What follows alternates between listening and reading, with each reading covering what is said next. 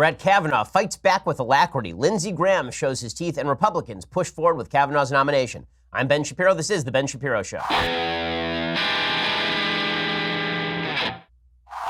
when last we left our story on our podcast yesterday, I was very downbeat on the possibility of Brett Kavanaugh getting on the court because we recorded the podcast directly after Ford's testimony, but before Kavanaugh actually got to testify. Today, we'll get into Kavanaugh's testimony, the overall effect of yesterday, and what comes next.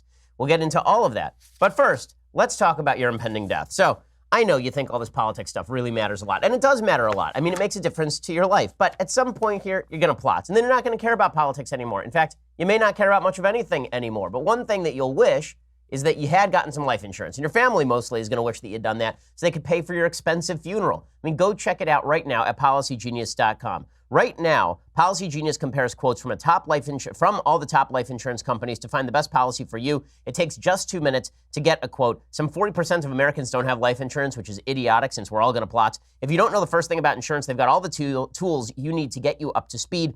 Learn the difference between term and whole life insurance. Calculate how much coverage you need. Be sure you're making the right decision. In fact, over 4 million people have used Policy Genius to shop for insurance. Policy Genius doesn't just make life insurance easy. They also compare disability insurance, home insurance, and auto insurance. If you care about it, they can cover it. So, whether you know a lot about life insurance or nothing at all, start your search at PolicyGenius.com. In just 2 minutes, you can compare quotes, make sure your family is taken care of. Policy Genius, the easy way to compare and buy life insurance. Alrighty, so the big news, obviously, the continuing fallout from the Brett Kavanaugh hearings. The Senate Judiciary Committee today voting on Brett Kavanaugh's nomination. Senator Jeff Flake has said that he will vote in favor of Brett Kavanaugh for the Supreme Court. It looks all but assured that Kavanaugh will enter the court. It looks also like some Democrats are going to be peeled along with some Republicans. That would mean Joe Manchin of West Virginia, maybe Heidi Heitkamp from North Dakota.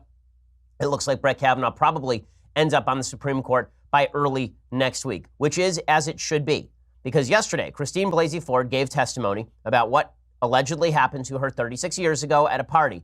Not a single witness she has named has verified her story from the party. Brett Kavanaugh denied it entirely, and Kavanaugh was extraordinarily fiery in his denunciation of how the committee had handled its business, which is perfectly appropriate. Remember, these accusations first came about July 30th. Senator Dianne Feinstein of California saw them. She did nothing. She didn't report them to the FBI. She didn't start an investigation. She didn't do anything. She didn't ask Brett Kavanaugh a question. Nothing. Instead, she just sat on this stuff for weeks and weeks and weeks, and at the very last minute launched the allegation in an attempt to push this entire sham hearing beyond the election. That's all the Democrats want here. When Democrats say that they want an FBI hearing, they want an FBI investigation, what they really mean is they want a months-long FBI investigation that pushes them beyond the Senate election in the desperate hope that Republicans will lose the majority in the Senate, and then Democrats will hold a seat open until 2021 when they hope President Trump is defeated by Kamala Harris or Elizabeth Warren. That was their big plan here. It didn't happen yesterday, and it mostly didn't happen because Brett Kavanaugh fought back. He fought back by really coming out strong. And we'll get to the media response to all of this, the Democratic response, which is just egregious and disgusting. But we begin with Brett Kavanaugh's actual comments yesterday. Brett Kavanaugh started by saying that his life has been destroyed by the committee, has been destroyed by allegations without a scintilla or iota of corroborative evidence. As was predictable, and as I predicted, my family and my name have been totally and permanently destroyed by vicious and false additional accusations. The 10-day delay has been harmful to me and my family, to the Supreme Court, and to the country. Okay, so he is exactly right about all of that. And this hearing was turned into a farce, as he made clear. He said, you guys have replaced advice and consent, which would be all about the political views of my judicial philosophy, and you've replaced that with search and destroy, an attempt to destroy my life, destroy my family. And Brett Kavanaugh is exactly right about this. The reason this resonated with so many conservatives is there are really a couple of reasons. One, the Me Too movement has been militarized into an allegation is made, we destroy your life. Not proof of an allegation, not multiple allegations, not credibility of an allegation, none of that. An allegation is made, we destroy your life. A mildly credible allegation is made, your life is over. And there are a lot of people, conservatives and non-conservatives, who are looking around and saying that could happen to literally anyone. I was talking to a female friend last night, somebody who's led a pretty rough life, actually, and she was talking to me about the fact that such accusations could be leveraged against anyone, literally anyone. I'm, as I've said before, the cleanest person in American public life when it comes to matters sexual. Okay, but at one point, I went over to this woman's house with her husband for dinner. She said, what I could say theoretically is that my husband left the room for a minute and you tried to make a move on me, right? Anybody can say anything about anyone at any time. Now, I'm not saying that Christine Blasey Ford, the accuser in this case, is completely making up the story. I don't think that she's completely making up the story. I do think that it's quite possible that her memory is wrong. But regardless, you need some sort of corroborative evidence. And in just a few minutes, I'm going to discuss why it's so necessary to have corroborative evidence for these sorts of allegations. That's reason number one, why so many people are uncomfortable with what's happening here. Reason number two, why so many people are uncomfortable with everything that is happening here is because for years and years and years, Republicans have been ripped as racist, sexist, bigot, homophobes. They have been ripped as everything that is wrong with society, everything that is wrong with the world. And Brett Kavanaugh seems like, and his record shows him to be, a fundamentally decent person. There is not a hint, not the mildest reference to any sort of serious misbehavior over the course of his life until 2 minutes before he was supposed to be confirmed for the Supreme Court. And a lot of conservatives went, somebody has to stand up in the face of this. Somebody has to say no to this sort of character assassination. And Brett Kavanaugh did that yesterday, and it resonated with people. It also resonated because Brett Kavanaugh wasn't just angry and righteously indignant. Brett Kavanaugh demonstrated a fundamental decency even in the midst of his anger. So here was some of his anger talking about replacing advice and consent with search and destroy. This confirmation process has become a national disgrace. The Constitution gives the Senate an important role in the confirmation process, but you have replaced advice and consent with search and destroy. And of course, he's exactly right about that. The moment that really made this happen for Kavanaugh, that really saved his nomination, I don't even think was him coming out so strongly against the committee, which was perfectly appropriate. It was when he talked about his own family and he talked about his daughter, because this was the moment when I think a lot of people looked at Brett Kavanaugh and they said, okay, it's not the anger is not fake. The hurt and the pain and the rage that he must feel are enormous. And yet this is a guy who has the decency to talk about with his daughter what was going on. And his daughter has the decency to pray for the woman who's accusing her father, in his view, wrongly and falsely, of attempting to rape her 36 years ago. I intend no ill will to Dr. Ford and her family. The other night, Ashley and my daughter, Liza, said their prayers. And little Liza, all of 10 years old,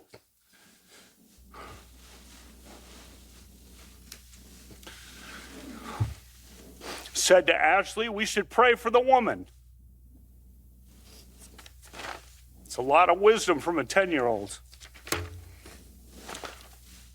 Okay, all of this really did save Brett Kavanaugh's nomination. Now, what happened next is that Lindsey Graham came into the room. And to understand how monumental this was, you have to understand who Lindsey Graham is. The senator from South Carolina is not exactly known for being a firebrand. That is putting it mildly. Lindsey Graham is about as milquetoast a human being as it is possible to find on planet Earth. It's one of the reasons why the Republican base has never been fond of Lindsey Graham. They've always thought of Lindsey Graham as the very soft-spoken gentleman from South Carolina who sort of wanted to go along to get along with the other side of the aisle. He voted in favor of the nominations of Sonia Sotomayor for the Supreme Court. He voted in favor of the nomination of Justice Elena Kagan for the Supreme Court. This is a guy who has a reputation for bipartisan work. Well, he came into the hearing room, the Senate Judiciary Committee hearing room yesterday, and he launched into what is going to be seen as one of the great all-time Senate speeches, really. I mean, this is one that people are going to remember for quite a while. He launched into Democrats, and he said they have destroyed the entire process here, and it is disgusting what they have done to this man. What you want to do is destroy this guy's life, hold this seat open, and hope you win in 2020. You've said that, not me. You've got nothing to apologize for. This is the most unethical sham since I've been in politics. Boy, y'all want power. God, I hope you never get it. I hope the American people can see through this sham, that you knew about it and you held it. You had no intention of protecting Dr. Ford. None. She's as much of a victim as you are. Hey, and this was a moment. I mean, it certainly was a moment, because the fact is that this was mob justice being brought to bear against Brett Kavanaugh, and Lindsey Graham stood up and said, no, there has to be some sort of process here. There has to be some sort of corroborative evidence. President Trump tweeted yesterday, and this was clearly, I think, written by staff, and it was a good tweet. He said, Judge Kavanaugh showed America exactly why I nominated him. His testimony was powerful, honest, and riveting. Democrats' search and destroy strategy is disgraceful, and this process has been a total sham, an effort to delay, obstruct, and resist. The Senate must vote. Okay, he's exactly right about all this. Now, how will the Senate vote in the end? How will the Senate vote when it comes down to it? There are some rumors today that Joe Donnelly from Indiana, who is a Democrat, is going to vote against it. There were rumors yesterday that Donnelly was going to vote the same way as Lisa Murkowski of Alaska, Susan Collins of Maine, and Manchin of West Virginia. But none of that is clear at this time. So it is just not clear at this time. What is clear is that the Democratic outrage over all of this is just insane. It is just insane. Jill Filipovich, who is a feminist, she wrote a book called The Feminist Pursuit of Happiness. She literally wrote a tweet this morning that says, "Divorce your Republican husbands. Divorce your Republican husbands." This is where the Democrats are going. Their actual implication here is that if you want corroborative evidence, it's because you hate women, you don't care about the accounts of women, and you're fine watching a rapist enter the Supreme Court. No one is fine watching a rapist enter the Supreme Court, but we must have corroborative evidence for allegations. We can't just say that an allegation on its own is enough to destroy a man, particularly when he gives credible evidence on the other side. It's not that this woman, it's not that Christine Blasey Ford has evidence and then he has evidence. It's that she has no evidence and then he has evidence. She has no evidence. Every witness, she says, was at the party, denies that it ever happened, denies remembering, says we don't remember this ever happening. Her best friend, Leland Kaiser, came forward and said that she doesn't even know Brett Kavanaugh. And when asked about this, Christine Blasey Ford basically impeached her own best friend as a witness, basically said, my own best friend doesn't know what she's talking about. She has a health problem. I mean, that's pretty amazing stuff, and we're just going to ignore all of that. I also want to talk in just a second about why corroborative evidence is necessary and why the Democratic line that you must believe all women is basically a load of tripe. We're going to talk about that in just 1 second. First, let's talk about the possibility of emergency. I saw a video from Indonesia today about a tsunami hitting the small Indonesian city. It was pretty shocking and frightening, and that's certainly true. Emergencies can hit anywhere, natural disasters, man-made emergencies. And when that happens, you don't want to be left without anything in your home. You don't want to be the guy who's trying to surf through the streets to get to the grocery store and the shelves are all empty. Instead, you should be prepared in your home. Even the government says so. Go check out My Patriot Supply for dependable food storage. Each person in your household should have at least a 2-week emergency food supply from My Patriot Supply. This week, they're offering a special price of only $75 for a food kit that contains 92 servings of breakfasts, lunches, and dinners. Call 888-803-1413 or go to my special website, preparewithben.com. The food lasts up to 25 years in storage, only $75. That includes a rugged tote as well. Order now, 888-803-1413 or preparewithben.com. That's preparewithben.com, 888-803-1413. When there's no power and refrigeration fails and stores close, you need to be prepared, and your family should be prepared as well. Go check it out right now, 888-803-1413 or preparewithben.com. So the left is basically saying that if you don't, quote unquote, believe all women, this means that you're a bad person. They don't believe all women. No one should believe all women because women are not inherently more credible than men. They are not. And victims, by the way, are not always remembering things properly. So even if Christine Blasey Ford is telling the truth, we need corroborative evidence because there's just no way to tell. There's no way to tell. She made some statements yesterday about the way that brain chemistry works and the way that memory works that are just flat out wrong. And it's actually important to note these things because this is why we need corroborative evidence. This is why we need some sort of detail. We need something that we can latch onto because witness testimony or victim testimony alone is not enough. It just isn't. Why? Because the data don't back that. Alan Dershowitz pointed this out yesterday, said there is no empirical evidence supporting the gender-based political view that women who claim to have been sexually assaulted in alleged acquaintance rape situations tell the entire truth more often than men who are accused and deny the accusation. One report from the U.S. National Research Council explains eyewitnesses are notoriously unreliable. Quote, unknown to the individual, memories are forgotten, reconstructed, updated, and distorted. Elizabeth Loftus, who's a psychologist at University of Washington, says memories are, quote, more easily modified, for instance, when the passage of time allows the original memory to fade. It's 36 years later. False memories are, quote, constructed by combining actual memories with the content of suggestions received from others. In a small-scale study that Loftus performed, fully 25% of respondents remembered false events constructed for them. What about the notion that Ford was promoting, that indelible impressions are left when you experience a trauma? Research doesn't back that idea. According to a well-cited paper in Nature, findings from basic psychological research and neuroscience studies indicate memory is a reconstructive process that is susceptible to distortion. Furthermore, the commonly held belief among the general public that an eyewitness's confidence in the accuracy of his or her memory is a strong indicator in the actual accuracy of the memory is a myth. It's just not true. It's not true that because you believe that you're remembering something accurately, you are actually believing something you're remembering something accurately. Now, again, maybe Ford is remembering this accurately. I don't know, but you don't know either. And to simply say that Christine Blasey Ford's memory is enough to impeach and get rid of and destroy the life of Judge Kavanaugh requires you to throw out due process entirely. That's what it requires. It requires an end to due process. And listen, Democrats were never interested in due process from the very start of this. They were not interested at any point in due process. And you can, the proof was in the pudding. Okay, so Democrats in the committee hearing yesterday were just abysmal. First of all, if you thought this wasn't a circus, if you thought that this was folks taking things seriously, why was Alyssa Milano there? There were only about 35 seats in the audience, apparently. And yet right behind Brett Kavanaugh, there was actress Alyssa Milano from Charmed. There she was, sitting right behind Brett Kavanaugh. Look at her. And she was sitting there making faces the entire time on camera behind Brett Kavanaugh. Why was she there? Because Dianne Feinstein invited her, the same woman who, quote unquote, did not leak Christine Blasey Ford's testimony and her letter to the media, the same woman who held that letter for 6 weeks without actually asking any serious questions about it, invited a famous actress to sit in at the hearing specifically for publicity purposes. No, this wasn't political at all. It wasn't partisan hackery at all. Speaking of partisan hackery, Sheldon Whitehouse making a complete ass of himself, the Democrat senator from Rhode Island. He starts asking Judge Brett Kavanaugh yesterday about his yearbook, because this is what we need to know. We need to know whether there's evidence from a yearbook that Judge Brett Kavanaugh was a serial rapist back when he was in high school. What is Sheldon Whitehouse's evidence? That Judge Brett Kavanaugh in his yearbook used the word boof, okay, which means to fart, apparently. This is what has become of the world's greatest deliberative body. Sheldon Whitehouse making a complete fool of himself. One is, Senator, what do you like? Judge, have you, I don't know if it's boofed or boofed. How do you pronounce that? That refers to flatulence. We were 16.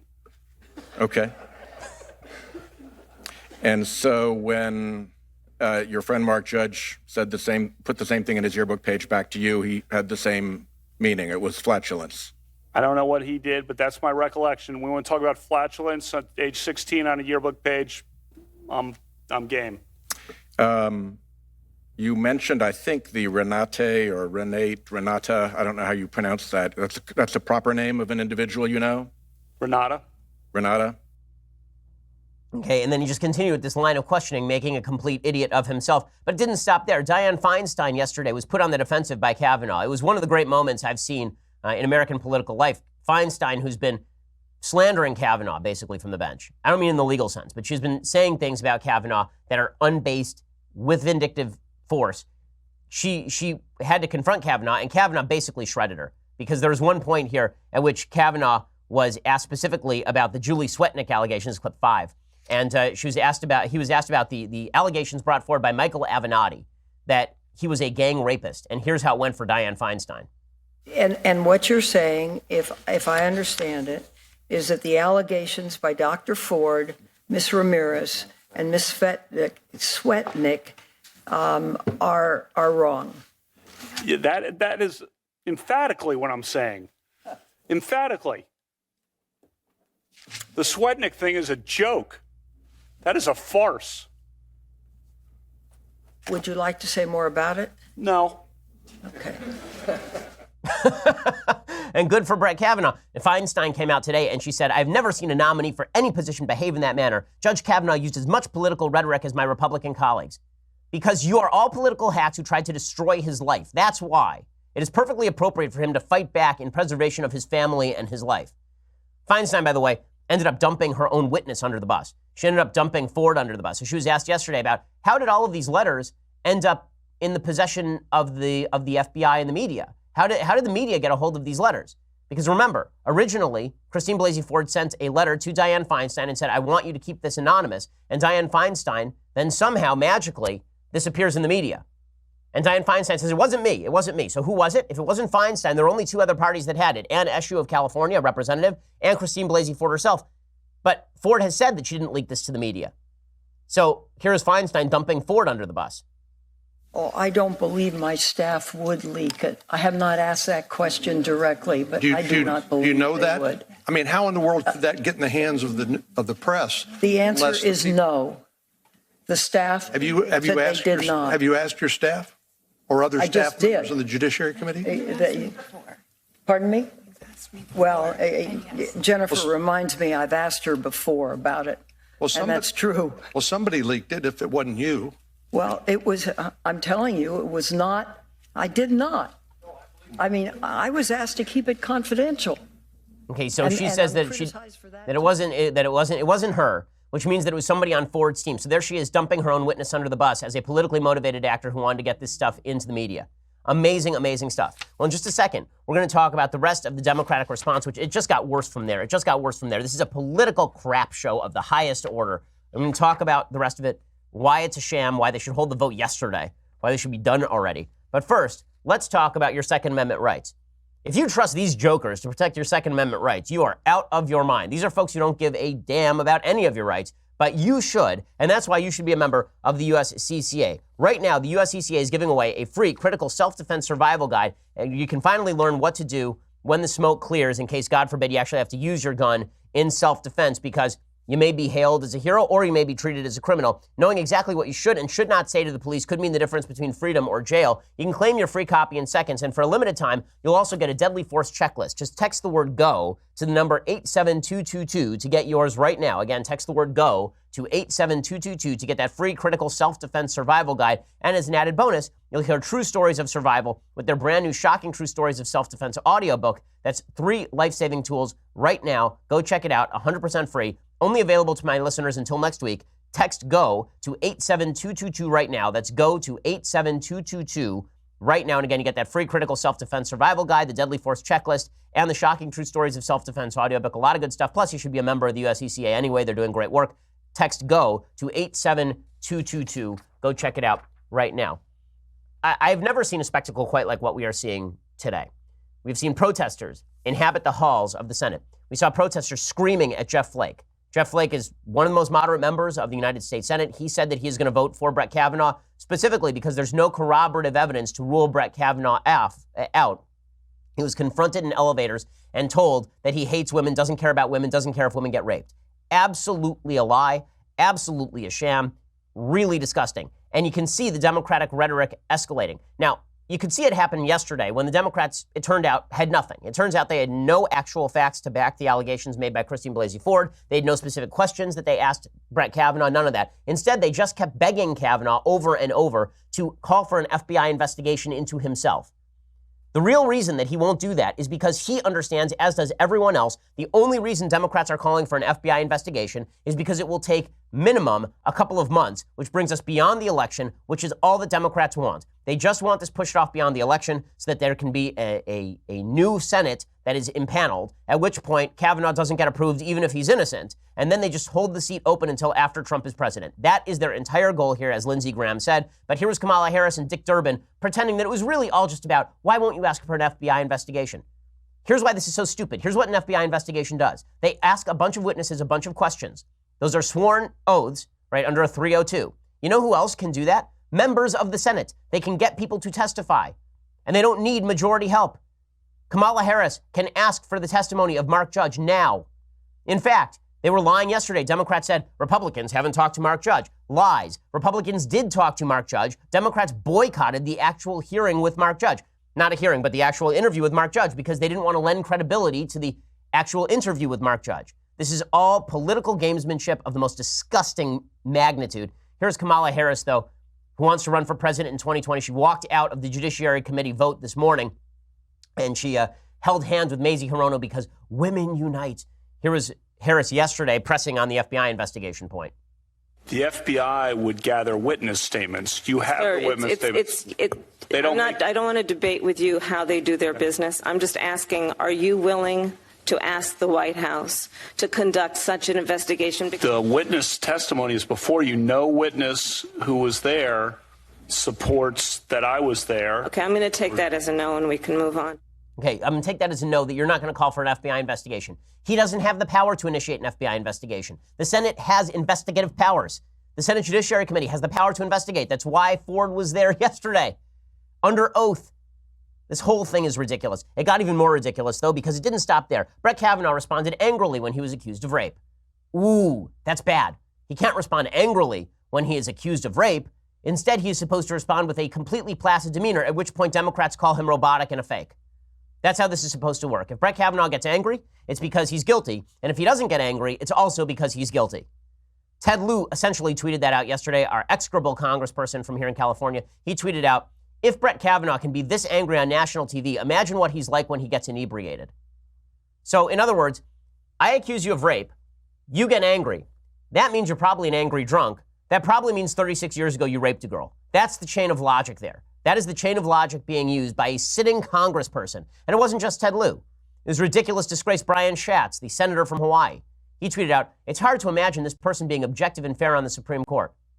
Is it, though? He spent years on the D.C. Circuit Court of Appeals. Is it possible you might be pissed if I accused you of rape? Is it possible you might not appear objective and fair if I accused you of rape and you came back at me and you said, you're a bleep? What, but you're not being objective and fair to me. Right, because you just accused me of rape. It's probably that. And it wasn't just those. Right? Senator Jeff Merkley is 26. Jeff Merkley tweeted something similar out. He said, Brett Kavanaugh showed himself today to be a partisan hack in a robe, utterly lacking the temperament to be a justice of the Supreme Court, and his repeated refusal to request an FBI investigation speaks volumes. A partisan hack in a robe? Again, you'd have something in his actual record to support that if you cared to look, but instead, you're just going to call him a partisan hack after it. I mean, this is gaslighting at its finest. This is when you have a younger sibling and you take your younger sibling's hand and you hit your younger sibling in the face and you go, stop hitting yourself, stop hitting yourself, stop hitting yourself. This is exactly what Democrats are doing here. Democrats are saying, you are a gang rapist. You are an alleged rapist of a 15-year-old girl 36 years ago at an unnamed party, at an unnamed location, at an unnamed date. That's you. And then if you get mad, that just shows you're a partisan hack. If you say that I'm only doing that for partisan purposes, well, that shows that you, sir, are the real partisan. You wonder why people are going nuts? Because you're gaslighting them, which is deliberately designed to make people go nuts. That's what gaslighting is. Gaslighting is where you tell somebody something not true, and then when they respond to the untruth, you blame them for responding to the untruth. That's what's going on here. Honest to God, Democrats stoop pretty low sometimes, but to protect abortion, which is what this is really about, this is as low as I've ever seen anyone stoop. Anyone.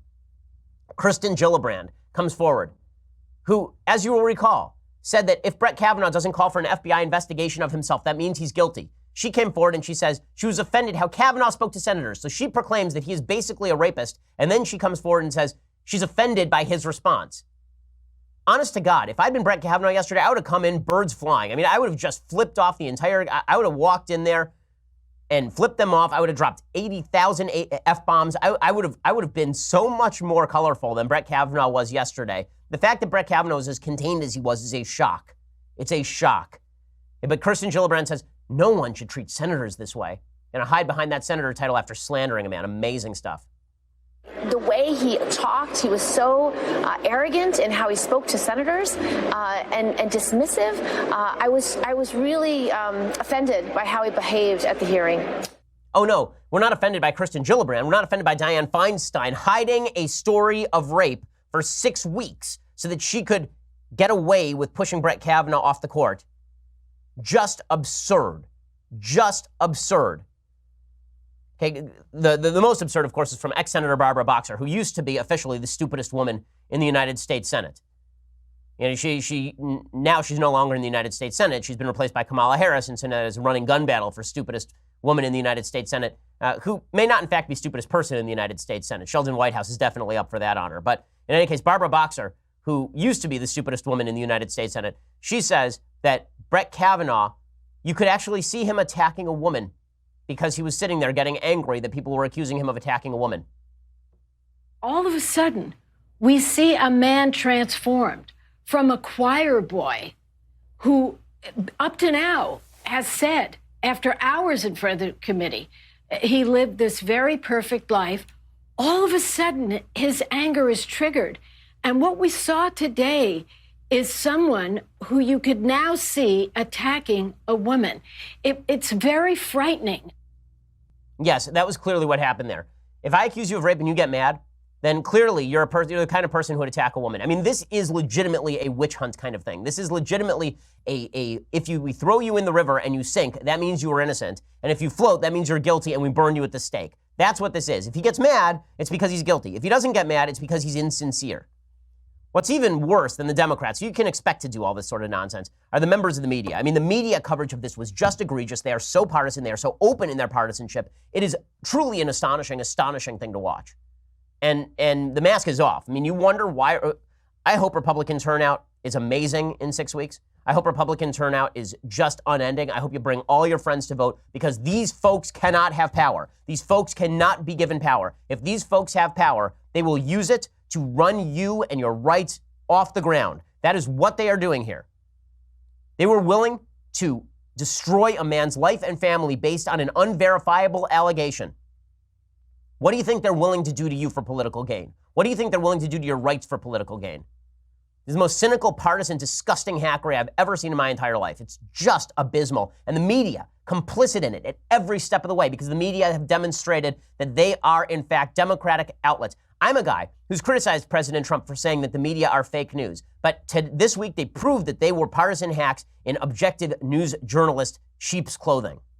They showed it over and over again. I'll explain in just a second. But first, you're going to have to go over to Daily Wire and subscribe. For $9.99 a month, you can get a subscription to Daily Wire. It means you get the rest of this show live, the rest of Andrew Klavan's show live, the rest of Michael Mosley's show live, the rest of Matt Walsh's show live, all sorts of goodies. Plus, you get to be part of the mailbag. Yesterday, we did a second live show, and I took questions from our subscribers only. You can do that sort of thing if you are a subscriber. So go check it out right now. Also, subscribe at YouTube or iTunes, and that ensures that you're going to be able to actually get our Sunday special, it's Cameron Caskey this Sunday. And then we have a bunch of great ones coming up as well. So go check that out. We are the largest, fastest growing conservative podcast in the nation.